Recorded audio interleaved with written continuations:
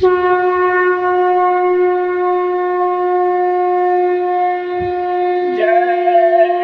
गुरुदेव, जय गुरुदेव। महामारी का एक ही उपचार, अपना लो सब शाकाहार। नशा मुक्त बन शाकाहार अपनाओ, देशभक्त बन नाम कमाओ।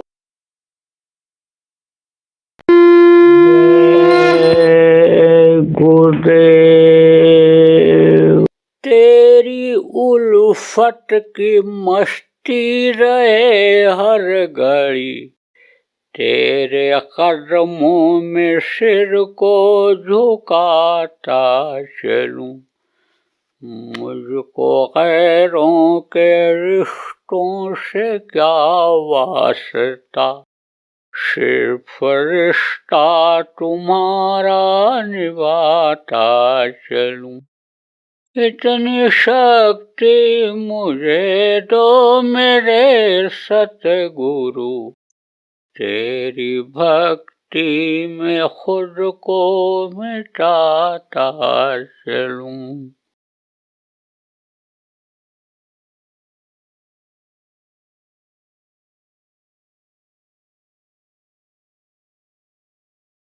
तो आप ये समझो कि मुसलमानों में भी अच्छे अच्छे फकीर हुए हैं।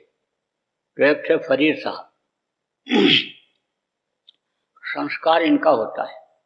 जैसे मैंने आपको बताया आपके संस्कार अच्छे थे और आप आए, गुरु महाराज के पास आए, सत्संग में जुड़े, आप यहाँ पर आए, ध्यान भजन करते हो, सत्संग मिलता है आपको, सेवा करते हो, संस्कार अच्छे थे आपके। ऐसे संस्कार उनके अच्छे थे। थोड़ी बहुत जानकारी हुई और उन्होंने जो जानकारी हुई इल्म लिया, तो आगे की भी जानकारी उसी इल्म से उनको हो गई। कि जैसे आपको बताया कि बहुत से लोग धर्म कर्म को जानते नहीं, धार्मिक भावना उनके अंदर आती नहीं है, मनुष्यता आती नहीं है, हैवानियत भरी हुई है, तो वो ये क्या समझेंगे आध्यात्म को। लेकिन जिनके अंदर ये है और ये इच्छा जगती है कि भाई जितनी जानकारी हमको है उतनी तो है, इसके आगे भी हासिल करना चाहिए, तो वो आगे भी समझ लो कि शोध करते हैं, पूछते हैं और आगे बढ़ने की कोशिश करते हैं। कि जैसे कोई एक क्लास पास कर लेता है या एक डिग्री ले लिया, एक विषय से एमए कर लिया, दूसरा विषय भी करना चाहता है, तीसरे से भी करना चाहता है, आप समझो पीएचडी करना चाहता है, डीलिट करना चाहता है, तो उसका वो भी हो जाता है। इसी तरह से इच्छा आप समझो कि उनके अंदर जगी कि भाई इससे भी आगे कोई चीज़ है। जैसे वेद में लिखा हुआ है नियत नियत, यानी इसके आगे भी कुछ है। आवाज़ तो है, आवाज़ तो आ रही है, लेकिन सुनाई कैसे पड़ेगा।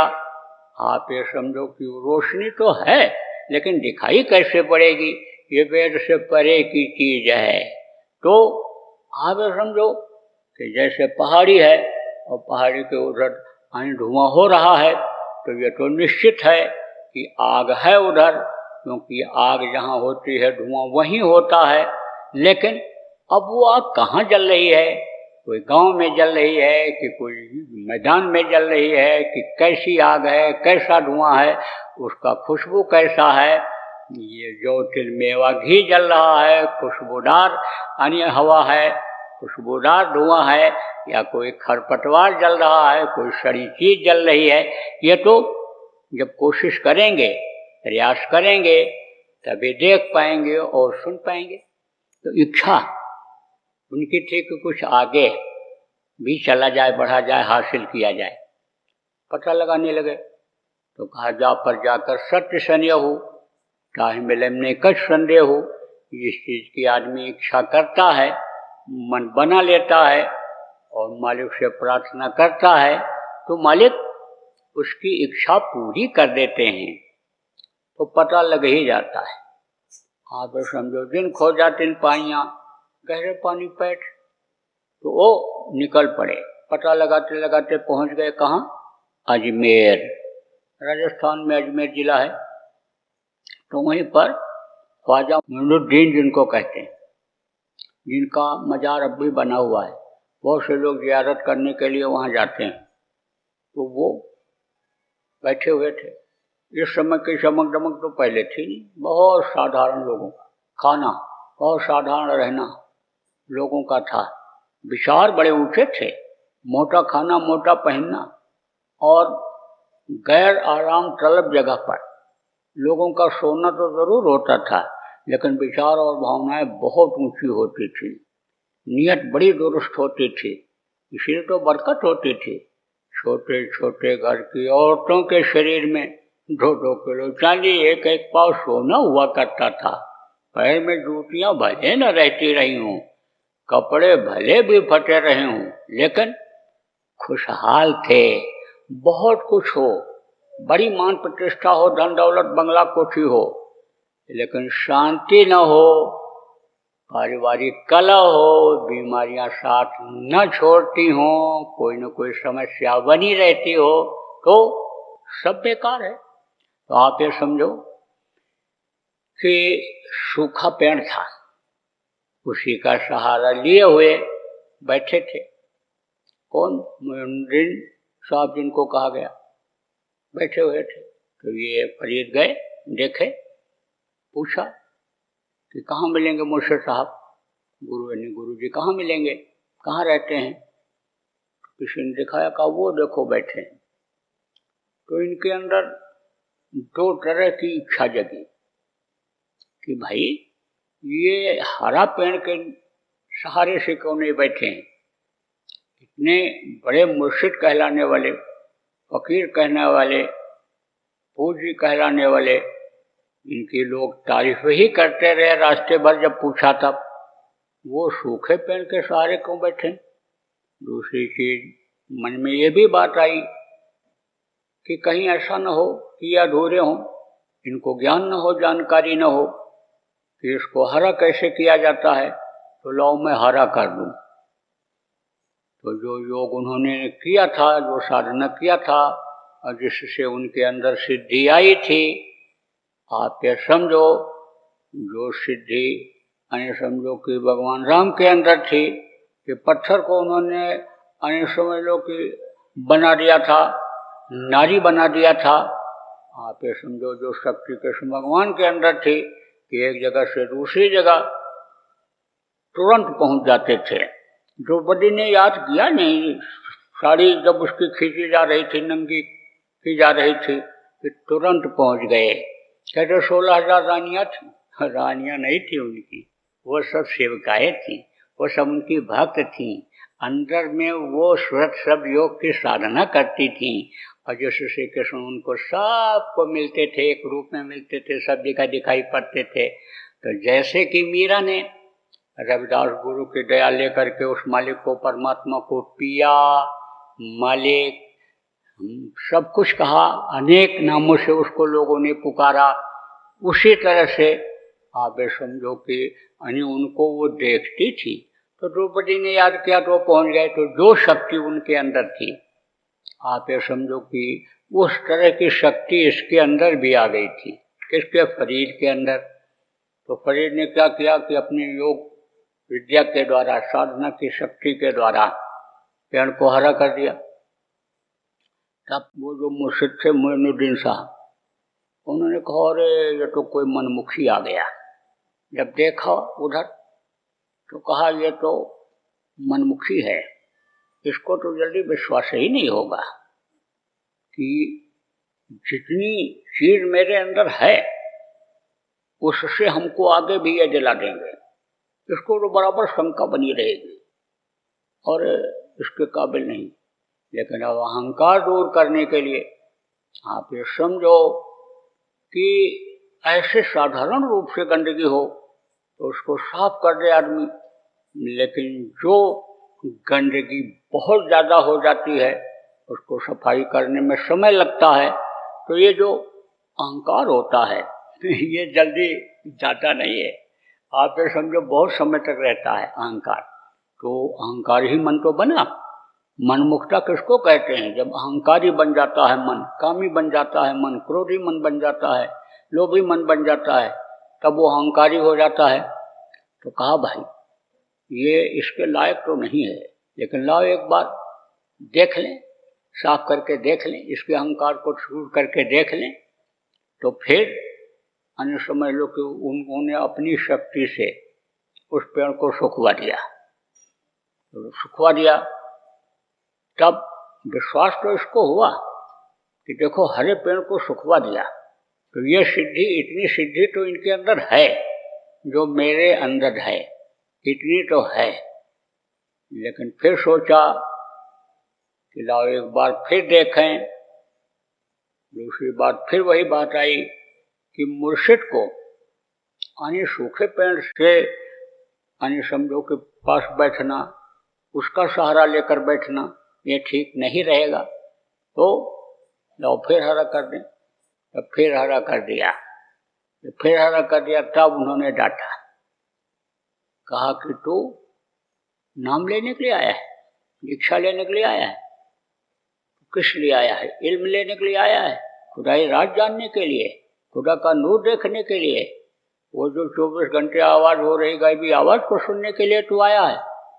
तू तो इसके काबिल नहीं है, तू तो मनमुखी है, तू कुदरत को नहीं समझ पाया, कुदरत के नियम को नहीं समझ पाया कि जो भी पेड़ पौधा जीव जंतु इस धरती पर पैदा किए गए हैं, जो भी मनुष्य यानी समझो इस धरती पर पैदा किए गए हैं, उनकी आयु होती है, उनकी उम्र होती है, उनका बचपना होता है, जवानी आती है, उनकी बुढ़ापा आती है, और वो एक दिन छूट जाता है, शरीर छूट जाता है, पेड़ सूख जाते हैं और पशु पक्षी ये अपनी मौत फिर मर जाते हैं। तो कुदरत के राज को भी नहीं जान पाया और जाना भी कुदरत के राज को, तो कुदरत के नियम में तू बाधा डाल रहा है, अपनी सिद्धि का उपयोग यहाँ कर रहा है, तो तू आगे क्या बढ़ पाएगा? और तुझको तो फिर अहंकार हो जाएगा, क्योंकि अहंकार जब आ जाता तो करा कराया सब गया, जब आया अहंकार। आपको ये भी पिछले सत्संग में सुनाया गया कि जब शक्ति बढ़ती है, जब अंदर की दौलत मिलती है, अंदर की ताकत जब आती है, तो उस समय पर आप ये समझो कि ये यानी समझो कि देवी और देवता भी घबराने लगते हैं कि कहीं ऐसा न हो हमारा स्थान ले लें। तो स्थान आप ये समझो, आपको ये भी बताया गया कि इनका निश्चित नहीं होता है, समय होता है, तो गद्दी जल्दी कोई छोड़ना नहीं चाहता है, चाहे धरती की गद्दी हो और चाहे ऊपरी लोगों के धनियों की गद्दी हो, तो उसमें बाधा डालते हैं, डलवाते हैं। तो वो बैठे थे ना, तपस्या कर रहे थे महात्मा जी, तो पहुंचा, भेजा गण को, तो कहा आज मैं तुमको देने के लिए आया हूँ, हमको कुछ नहीं चाहिए भाई, आप क्या दोगे हमको? कहा जो कहो धरती की चीज हम आपको दे दें, इस धरती पर जो भी चीज है, धन है, दौलत है, मान है, प्रतिष्ठा है, पुत्र है, परिवार है, हम आपको सब दे सकते हैं। तो कहा हमको कुछ चाहिए ही नहीं। आप ये समझो, जो अच्छे फकीर हुए, जो अच्छे महात्मा हुए, वो कभी स्वर्ग और वैकुंठ नहीं मांगे, क्योंकि स्वर्ग और वैकुंठ से फिर नीचे उतरना पड़ता है, यही फिर पूरे छिड़े मृत लोक में आना पड़ता है। तो जिनको जानकारी हो गई वो कब वहाँ मांगे, कब उस चीज को मांगेंगे? अस्थायी चीज को कब मांगेंगे? वो तो मांगेंगे भी, तो अस्थायी चीज को मांगेंगे कि जहाँ से फिर आना ना हो, इस दुख के संसार में जन्मना मरना ना हो, नरक 84 में न जाना हो, वो चीज मांगेंगे। तो आप समझो कि कहा कि ले लो, कहा हम कुछ नहीं लेंगे। फिर जाने लगा हार करके, तो कहा कि दे के जा रहे हैं तुमको हम आज। तो कहा कि मांग लो, नहीं हम कुछ दे देंगे तुमको। कहा हमको कुछ चाहिए नहीं, लेकिन जब तुम जिद किए हुए हो तो चलो ठीक है। तो कहा तुम अगर मुर्दा को छुओगे तो जिंदा हो जाएगा। तब कहा आप दे दो। जाने से पहले बोला मुर्दा को छुओगे तो जिंदा हो जाएगा, यह मैं तुमको दे के जा रहा हूं। तब फकीर ने महात्मा ने कहा आप दे दो, मांग रहा हूं। क्या मांग रहे हो? कह तो रहा हूं मांग लो, मैं तो बगैर मांगे दे के जा रहा हूं। बोला आप दे दो, मेरा गर्दन पीछे न घूमे। हाँ, गर्दन पीछे न घूमे? कहा हाँ। ये क्यों मांग रहे हो? इसलिए कि मुर्दा को कभी मैं जिंदा भी करना चाहूँ तो अहंकार ना आ जाए कि मुर्दा जिंदा हो गया। तो अहंकार तो बड़ी बुरी चीज होती है, बड़ी बुरी बला होती है। तो उन्होंने कहा कि तू कुदरत के नियम को नहीं समझा और कुदरत को तू चैलेंज कर रहा है अपनी थोड़ी सी सिद्धि के द्वारा, थोड़ी सी योग विद्या के द्वारा। तो उस इल्म को तू कैसे पाएगा जब तक इन चीजों को छोड़ेगा नहीं, इनका त्याग नहीं करेगा, ये चीज तेरे समझ में नहीं आएगी।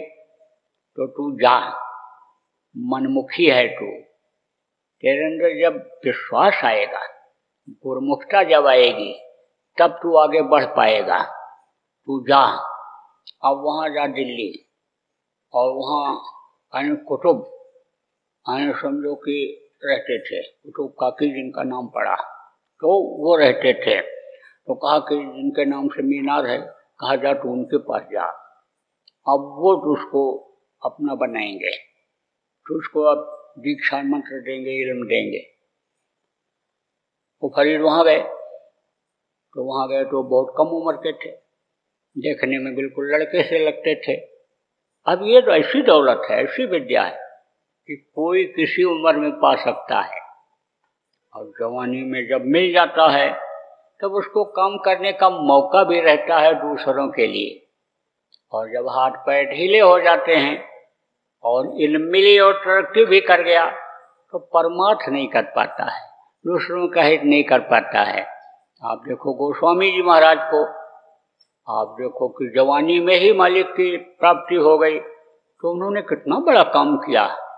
आप ये समझो कि कितना रास्ता उन्होंने दिया, लोगों को किस तरह से पथ दिया, और उस पथ पर अगर लोग चलने लग जाएं, महापुरुष राम को उन्होंने समझो कि आगे बढ़ाया, हाईलाइट जिसको कहते हैं किया, उनके आदर्शों को बताया, सिखाया, उनके रहन सहन के बारे में बताया कि उस तरह का भी रहन सहन अगर बना लो, वैसे आदर्श पर चलने लग जाओ तो भी तुम्हारे अंदर ज्ञान हो जाएगा, आध्यात्मिकता आ जाएगी। तो ये ऐसी दौलत है, किसी को कभी भी प्राप्त हो सकती है, बस प्राप्त करने के लिए पात्र बन जाए, उसके लायक बन जाए। तो जो थे कुतुब जी, वो कम उम्र के, बहुत कम उम्र के लगते थे, लड़के से पता लगाते लगाते पहुंचे तो लड़कों के बीच में ही वो तफाक से मिल गए, वहीं पर लड़कों के बीच में। आप ये समझो कि कोई छोटे कद का होता है तो उस पर ज़्यादा लोग ध्यान नहीं देते, वो तो लड़का ही उसको समझते हैं। तो आप ये समझो इसी तरह से लड़के भी उनके साथ ऐसे खेलने लगते थे, वो भी खेलने लगते थे। महात्मा तो सरल स्वभाव के होते हैं, तो कहीं भी जिसको एडजस्ट कहते हैं ऐसे एडजस्ट हो जाते हैं। तो आप ये समझो कि जब उनको देखा तब फिर मन में शंका हो गई फरीद के, कहा वहाँ गए तो उस डर से ठुकरा दिए गए, और यकीन नहीं हो रहा है कि इनको इल्म मालूम होगा और ये हमारी रूहानी तरक्की करा पाएंगे, आध्यात्मिक विकास कर पाएंगे। इनका तो रंग रूप और कद काठी ये दिखाई नहीं पड़ती है, ये उस चीज को प्राप्त किए हुए होंगे। तो उन्होंने देखा और फकीर ने भेजा था, तो मन की बात को समझ गए और बोले ज़्यादा इसको अब ठुकराना ठीक नहीं है, ज़्यादा ठुकराएंगे, ज़्यादा भगेगा तो आप समझो निराश हो जाएगा, और जब निराश हो जाएगा कि इल्म देने वाला नहीं है, मालिक है ही नहीं, यकीन हट जाएगा उस पर से, क्योंकि फिर वो तो समझ लेगा कि निराकार है, साकार है ही नहीं, तो समझो कि इसका जीवन बेकार चला जाएगा। ऐसे रिद्धि सिद्धि और इसी को प्राप्त करने में और बढ़ाने में और उसमें इसका जीवन खत्म हो जाएगा। तब देखा तो वहीं पर एक कोठरी थी, उसी कोठरी में चले गए, और उधर से एकदम से लंबी दाढ़ी, पकी हुई, चेहरे पर झुर्रियां पड़ी हुई, ऐसा बन करके आ गए। वो देखता ही रह गया। अब वो यही नहीं सोच पा रहे फरीद, क्या कहें क्या करें। उन्होंने खुद कहा, देख अब जिस चीज के लिए तू आया था वो देने लायक मैं बन गया कि नहीं बन गया? जिस पर तुझको यकीन था, विश्वास था, यकीन आएगा कि नहीं आएगा? तब घुटना टेक दिए। घुटना टेकना किसको कहते हैं? जिसको इंग्लिश में सरेंडर कहते हो, यानी समर्पित जिसको कहते हो, उसको घुटना टेकना कहते हैं। आप ये समझो, कहते हैं ना कि हाथ ऊपर कर दिया, सरेंडर कर दिया। आप ये समझो कि हिंदुओं के यहाँ साष्टांग प्रणाम होता है। किसी भी देवी देवता भगवान को जो मान लेते हैं, तो बहुत से लोग उनको साष्टांग प्रणाम करते हैं। साष्टांग प्रणाम कैसे होता है? ऐसे पेट के बल लेट जाते हैं और हाथ ऐसे करके ऐसे मुंह के बल लेट जाते हैं, तो यानी शरीर से हाथ ऊपर रहता है। ऐसे ही हाथ उठा देते हैं तो कहते सरेंडर कर दिया। तो घुटना टेकने का मतलब यही होता है, कहते हैं ना घुटना टेक दिया। कोई बल, कोई शक्ति कुछ नहीं रह गई और कोई अहंकार किसी भी धन बल का कुछ नहीं रह गया। अब तो वो एकदम समर्पित हो गए। घुटना टेक दिया और अर्ज किया कि अब मत ठुकराओ, अब अपना लो, बहुत हो गया भटकते हुए। तो कहा कि गोस्वामी ने कहा, तन धन धाम बाम सुट जाई, अतजिए न ताई शरण जो आई। जो शरण में आ जाता है उसको तजते नहीं हैं। अपना लिया उन्होंने और इल्म दिया और रूहानी तरक्की कराया। वही फिर बाद में कामिल मुर्शिद फरीद हो गए। मुर्शिद कामिल जिनको कहते हैं वो हो गए और लोगों को इल्म देने लग गए। तो कहने का मतलब प्रेमियों यह है कि संत मत में आपको अहंकार नहीं करना है। अहंकार का भी जहाँ भी निकल रहा हो, अंकुरित हो रहा हो, उसी को तोड़ देना है। आप ये समझो कि प्राप्त उसी को हो सकता है जिसका अहंकार खत्म होता है और जिसके अंदर से मनमुक्ता खत्म होती है, गुरुमुक्ता जिसके अंदर आती है। क्योंकि गुरु जो रास्ता बताते हैं, सोचा समझा रास्ता बताते हैं, अनुभव वाला रास्ता बताते हैं और प्रैक्टिकल करके देखने वाला रास्ता बताते हैं। तो कहा गया, जो गुरु कहें करो तुम सोई, और मन के कहे करो मत कोई। तो प्रेमियों बराबर देखो, गुरु महाराज कहते रहे कि थोड़ी देर ही चाहे करो, लेकिन मन को रोक करके करो। सुमिरन करो तो भी मन को रोको, ध्यान करो तो भी मन को रोको, भजन करो तो भी मन को रोको। तो सुमिरन ध्यान भजन आप कुछ भी करो, लेकिन मन को रोको, उधर से ध्यान को हटाओ और इधर ध्यान भजन की तरफ, प्रभु की तरफ यानी मन को आप लगाओ, तभी आपका काम बनने वाला है। तो बोलो जय गुरुदेव।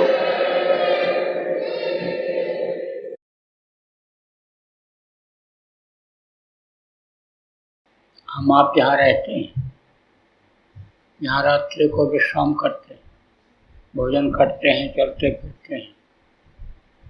ये अपना देश नहीं। और जिस घर को आप अपना घर समझते हो, ये आपका घर नहीं। आप तो यहाँ दूसरे के देश में आए और अपने घर को ही भूल गए। आप तो एक चैतन्य देश के वासी हो, जहाँ दुख नाम की कोई चीज नहीं है, जहाँ सुख ही सुख है, आनंद ही आनंद है, जहाँ का सुंदरता का वर्णन नहीं किया जा सकता है। जब वहाँ थे वो सुखी थे, लेकिन दूसरे के देश में, काल भगवान के देश में आकर के फंस गए और अब उन्हीं की ये चीजें अच्छी लगने लग गई। असली चीज को तो छोड़ करके आए और नकली चीज में फंस गए, यही आपको अच्छा लगने लग गया। ये देश किसका है? काल भगवान इनको कहा गया। काल किसको कहते हैं? जिसकी ये बनाई हुई सारी चीजें हम उपयोग करते हैं, जिसके धरती पर रहते हैं, आसमान के नीचे जल का प्रयोग करते हैं, हवा पानी का इस्तेमाल करते हैं, पेड़ पौधे जड़ी बूटी से यानी अपनी जीवन की रक्षा, अपनों की रक्षा करते हैं, ये उनका है। मोटे तौर से आप ये समझो कि जो इस सृष्टि में ये सारी चीजें आती हैं, जो इस सृष्टि को, कौन सी सृष्टि, ये तो जड़ सृष्टि है, चैतन्य सृष्टि तो ऊपर है, आँखों के नीचे की है। ये सब जितनी भी चीजें हैं ये सब जड़ है, चैतन्य से ये जड़ चलता है। तो ये जो पिंड है, पिंड से यानी जितनी चीजें यानी उत्पन्न होती हैं, पिंड जिन चीज़ों से बनता है, ये समझो आप कि ये सब एक तरह से जड़, और इसके ऊपर अंडरलोक है, ब्रह्मांड लोक है, वो चेतन। तो आप ये समझो जितनी भी चीजें यानी उनको ये पल भर में बना दें और पल भर में मिटा दें, उनको कहते हैं काल। पल किसको कहते हैं? समय के सबसे छोटे माप को पल कहते हैं। आप बहुत से लोग कहते हो हमारे पास समय नहीं, काल जिसको कहते हैं, समय जिसको कहते हैं, कहते हो भाई समय नहीं है। समय की कीमत होती है, समय से जो चलते हैं कभी पीछे नहीं रहते हैं, समय का जो ध्यान रखते हैं, समय ही तो खास चीज। ये जो श्वास है ये भी समय पर ही निर्भर है। आप ये समझो कि बचपना का समय, जवानी का समय, बुढ़ापा का समय, ये यानी श्वास जो हैं ये खर्च होते हैं, और ये खर्च हो जाते हैं तो शरीर ये बेकार हो जाता है। तो ये काल का देश है। माया कौन? माया को उन्होंने अधिकार दे दिया है। आप समझो कि इन जीवों को तुम पालो पोषो, ये जो जितनी चीजें हैं इनका तुम ध्यान रखो, ये शरीर इनका चलता रहे, जिस काम के लिए दिया है वो काम भी कर लें, लेकिन उसमें बीच बीच में यानी बाधा डालते रहें। कर्तव्य का पूरा पालन करना, जैसे होता है गृहस्थ का धर्म, कोई दरवाजे पर आ जाए, 2 रोटी खिला दो, पानी पिला दो। राज धर्म होता है सबको एक दृष्टि से देखो, सबके लिए समान सुविधा दो, कोई उसमें जात पात नहीं, भाई भतीजावाद नहीं, कोई भी उसमें पक्षपात नहीं होना चाहिए। यह राज धर्म है। तो आप ये समझो समाज का अलग धर्म है, सामाजिक धर्म है, सबको जोड़ करके रखो, बिखराव न आने पावे, लड़ाई झगड़ा जो कुछ भी हो, कहते हो हमारे समाज के लोग निपटा लेंगे, हमारे बिरादरी के लोग निपटा लेंगे।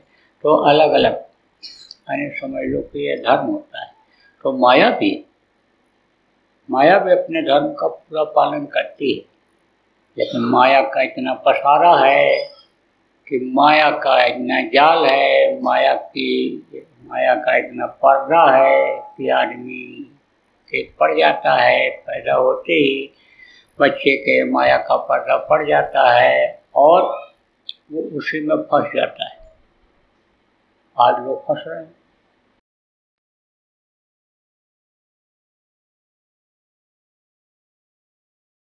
मांस मत खाना, और देखो लोगों को बताते भी रहो, समझाते भी रहो।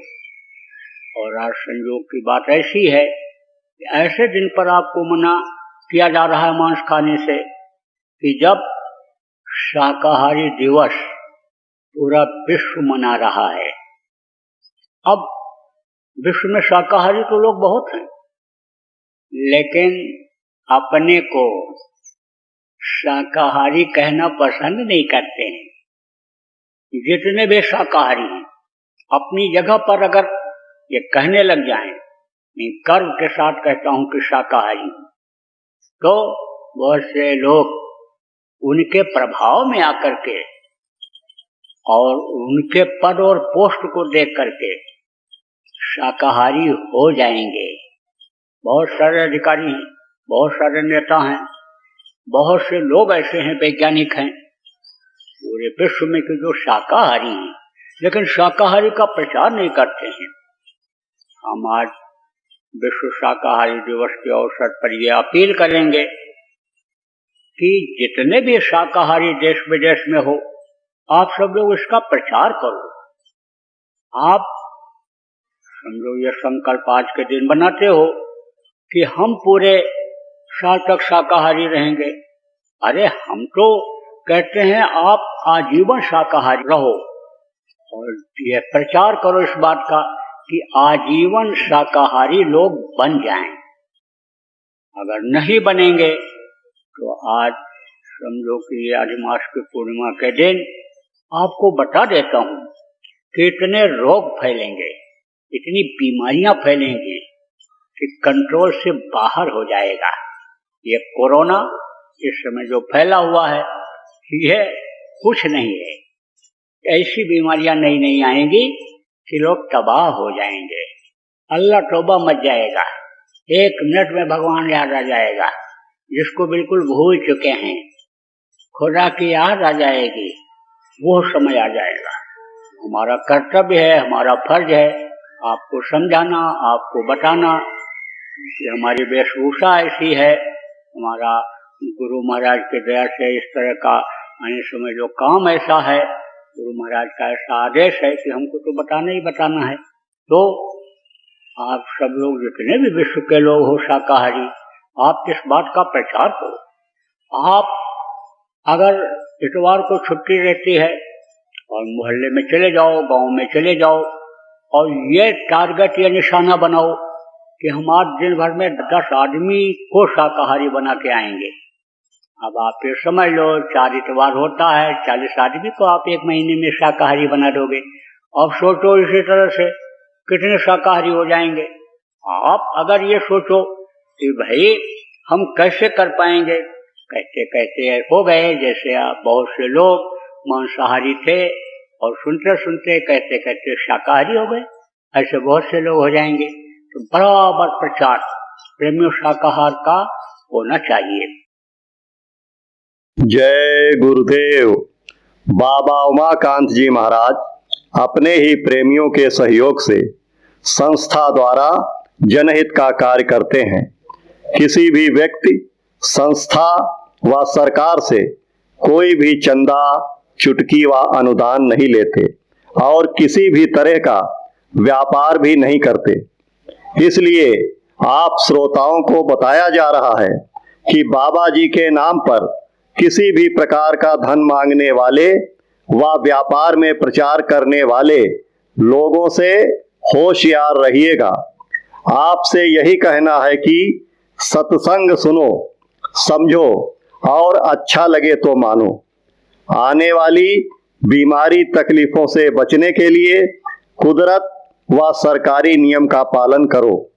आपके सुझाव के लिए व्हाट्सएप नंबर 9575600700। जय गुरुदेव, जय गुरुदेव। जय गुरुदेव, जय गुरुदेव, जय गुरुदेव, जय जय गुरुदेव।